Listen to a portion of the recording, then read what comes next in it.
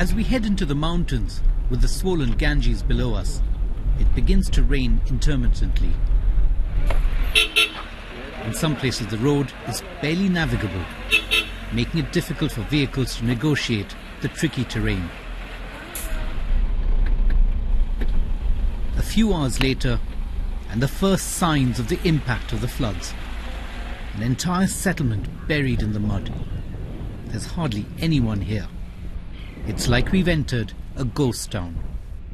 This used to be a thriving settlement, but just look at what's left of it. This, for instance, was the local college, but it's covered almost all the way up to the roof. And I can look in through the window of what must have been a classroom, and all I can see is mud. This is the highway to the worst affected areas, and the traffic's at a standstill. A part of the road has been washed away, leaving people stranded at both ends. The bulldozers are at work, but it's going to take a while to clear the debris. It's frustrating, especially as most of the cars and trucks are carrying supplies to the flood victims.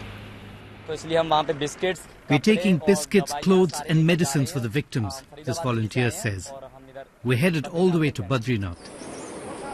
Those that have got out have done it the hard way. An amateur video shows how some of them trekked through forests and slopes.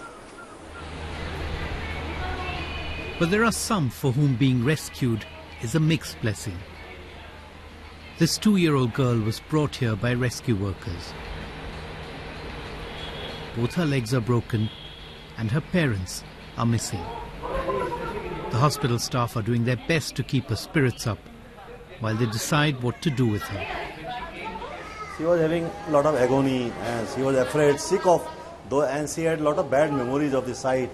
Actually, she has lost her parents. We don't know about anything about her parents or relatives or somebody close to her. It's been one of India's biggest rescue operations. More than 100,000 have been evacuated. The focus is now shifting on those left behind. Local communities, some of which have been completely destroyed. Sanjay Majumdar, BBC News, Uttarakhand.